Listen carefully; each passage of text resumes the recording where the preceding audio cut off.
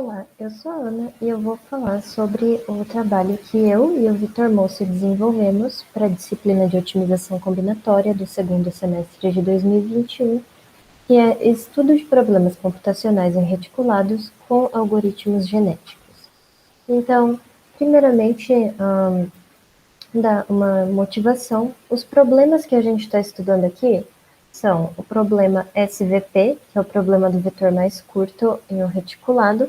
A gente pretendia experimentar, se possível, algumas coisas com outros problemas, como o LWE e o CVP, mas acabamos focando somente no SVP, que tem algumas aplicações em criptografia pós-quântica.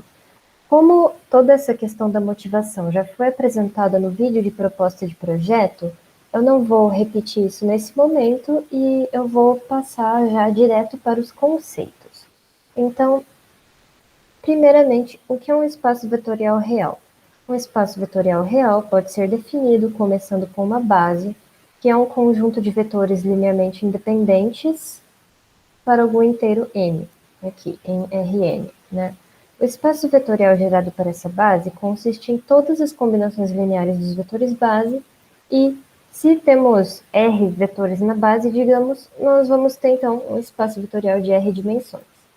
Então, a ideia a gente tem esses vetores base aqui, de B1 até BR. O espaço vetorial gerado por eles consiste em todos os vetores que sejam da forma alfa1 B1 mais alfa2 B2 e por aí vai até o alfa R BR, sendo que esses alfa1 alfa R são coeficientes reais. Então, isso é um espaço vetorial real.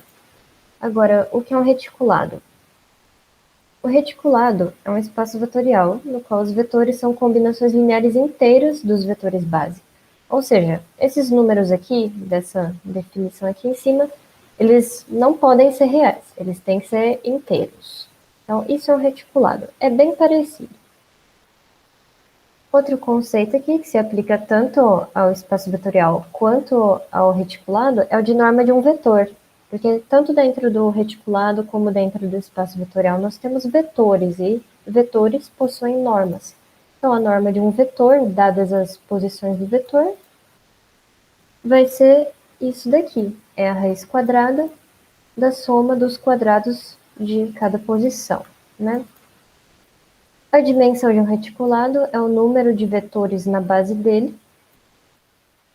E o problema que a gente está estudando nesse trabalho, que é o problema SVP, finalmente vamos defini-lo então. Dado uma base para um reticulado L, encontrar um vetor V dentro do reticulado, que não seja o vetor nulo, tal que a norma dele seja mínima. Não pode ser o vetor 0, 0, então é um vetor de norma mínima, sem ser o 0, 0, já que a norma dele seria 0. E um vetor desse tipo é um vetor mais curto, um shortest vector, utilizando as letras em inglês aqui é shortest vector problem, por isso SVP.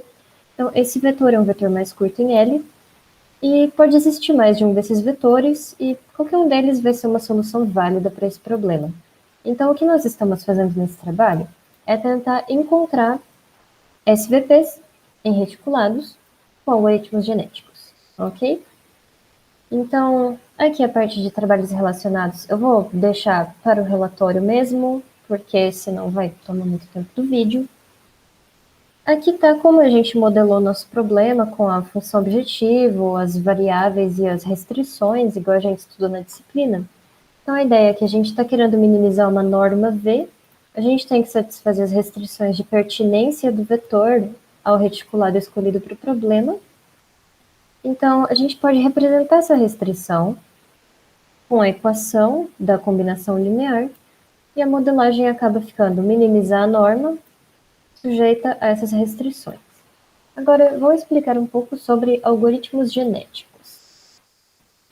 Os algoritmos genéticos são baseados no processo evolutivo de espécies e na ideia de que os membros mais capacitados sobrevivem no ambiente. E os indivíduos eles se reproduzem e nesse processo de reprodução às vezes acontecem mutações que fazem com que os indivíduos tenham características diferentes em vez de só estarem misturando as características dos seus pais. Então, o algoritmo genético vai estar simulando esse processo. Então, no caso, nós temos no algoritmo genético uma função de aptidão, que indica o quão apto um certo indivíduo é a sobreviver naquele ambiente. No caso do nosso problema, seria a norma de um vetor, que é o quão bom aquele vetor é. E quanto menor for essa norma, melhor aquele vetor. Agora, o que é o indivíduo? O indivíduo é uma solução candidata, então a gente poderia fazer que os nossos indivíduos, ou cromossomos, como também chamamos aqui, são os nossos vetores. A seleção para reprodução é como o algoritmo vai escolher pais para se reproduzirem e gerarem novos indivíduos. A recombinação, ou crossover, se refere à mistura de material genético entre os pais para gerar o descendente. Por exemplo, a gente pode pegar metade de um vetor e metade do outro e juntar, isso seria uma forma de crossover, né? A mutação, ela é muito importante, porque sem mutações genéticas, ia acontecer apenas a mistura de material genético dos pais e não surgiriam novas características. No caso, uma forma de fazer uma mutação no problema SVP, desculpe, seria pegar um vetor e trocar uma das posições dele para um valor aleatório, porque aí é uma característica nova, que não pertencia aos pais desse vetor, né? A substituição, ou seleção de nova população, se refere a como escolher a nova população depois que já apareceram novos indivíduos. Dá para escolher aleatoriamente, dá para escolher somente os melhores indivíduos, tem diversos critérios aí. Então, agora eu vou explicar um pouco sobre como a gente de fato representou os vetores e os reticulados no nosso código e no nosso algoritmo genético, porque aqui eu falei que o vetor era o indivíduo, mas no final a gente acabou fazendo algo meio diferente, então eu vou falar um pouco sobre isso. Né? Representação dos vetores. Então, pensa que você tem um certo vetor V, que pertence ao reticulado, né? E um outro vetor W, que também pertence ao reticulado.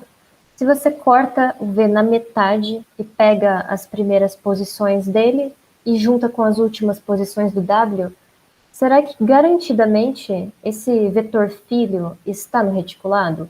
Não necessariamente, né? Então, qual que é o problema aqui? Concatenar a parte de um vetor V a parte de um vetor W não necessariamente dá para a gente um vetor que satisfaz a restrição de pertencer ao reticulado. Então, a gente vai trabalhar de uma maneira diferente, para estar gerando sempre vetores que pertencem ao reticulado durante o processo evolutivo e não ter essa questão de factibilidade de soluções.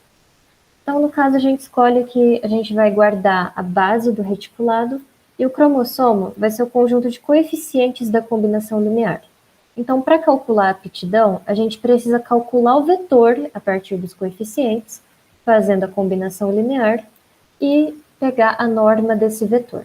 Então, é só isso que a gente mudou. E aqui tem um exemplo que detalha isso, pode ser lido com mais calma depois no relatório.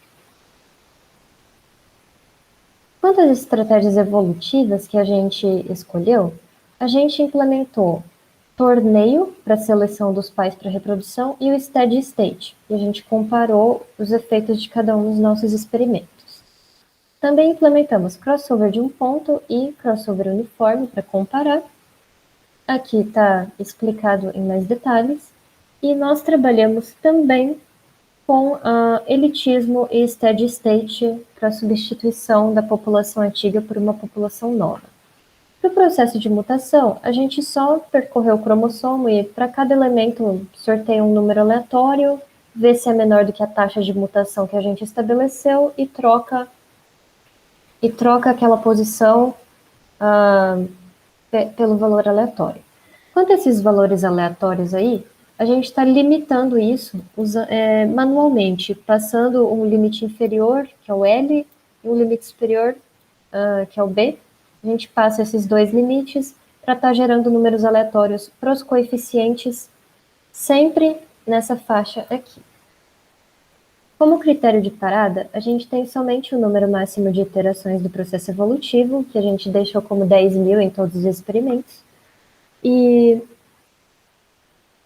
a gente guardou qual foi a última geração para a qual houve uma melhoria, a fim de ver se o algoritmo estava progredindo bem ou se ele estava ficando preso em algum mínimo local, esse tipo de coisa. Então, para obter os reticulados para os experimentos, a gente utilizou esse site aqui, que já é uma competição de encontrar vetores curtos no SVP. Então, tem aqui um placar, tem a dimensão do reticulado, tem qual foi a melhor norma, quem que encontrou, tem qual que é o vetor aqui. E a gente consegue baixar as instâncias, os reticulados aqui do lado. Por exemplo, eu consigo baixar esse daqui, esse daqui são as bases de um reticulado de dimensão 40. Então, a gente trabalhou com os vetores, quer dizer, com os reticulados desse site, comparando os nossos resultados com os resultados desse placar. Então, nesse placar aqui, a gente veio aqui, a gente viu, por exemplo, essa norma aqui, e a gente verificou, bom, nós conseguimos obter um resultado melhor? Nós conseguimos obter um resultado muito pior? O quão longe nós estamos desse resultado? Esses resultados, eles não são garantidamente ótimos, eles não são garantidamente SVPs, mas eles são os melhores conhecidos até agora, né? Então, voltando aqui para o documento do relatório, para continuar a minha explicação.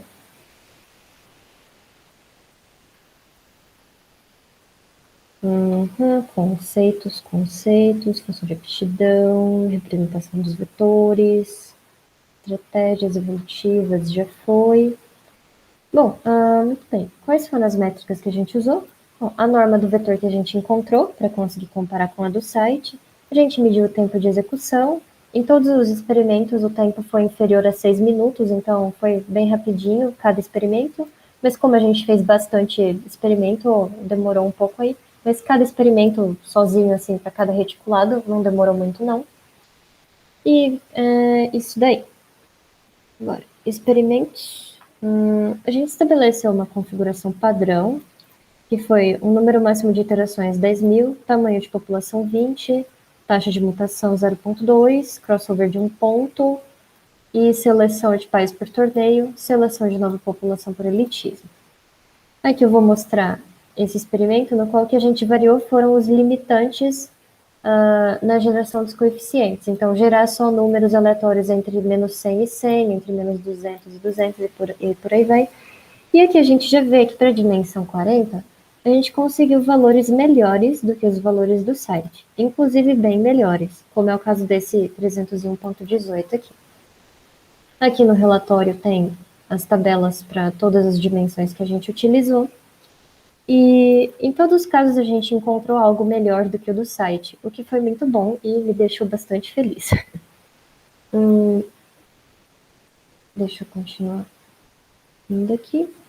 Aqui nesse segundo experimento, o que a gente varia é a taxa de mutação para ver se fica melhor em relação ao resultado do experimento anterior.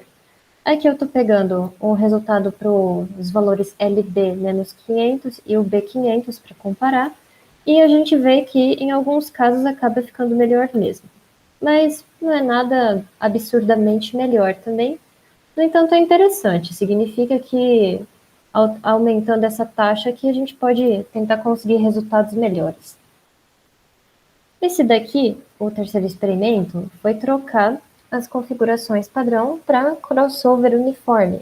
Então, a gente vê aqui que em alguns casos ficou melhor, mas só nesses dois casos, então não é tão significativo assim, mas pode ser que vale a pena explorar um pouquinho mais isso. E esse experimento 4 foi bastante interessante, que a gente trocou para steady state o método de seleção dos pais e o método de seleção de nova população, e a gente conseguiu umas normas bem melhores do que as originais, em uns tempos de execução bem menores também. Então, realmente ficamos surpresos com esse resultado. Mas, muito bom. E aqui a gente tem alguns gráficos para comparar de forma geral e facilitar a nossa comparação. Então, dá para ver aqui que, de fato, as normas, as melhores obtidas foram as do steady state mesmo, aqui em laranja, E os outros são todos meio parecidos aqui, né? Padrão, mutação 0,5, mutação 0,7 para ser uniforme. Mas o steady state se destaca aqui.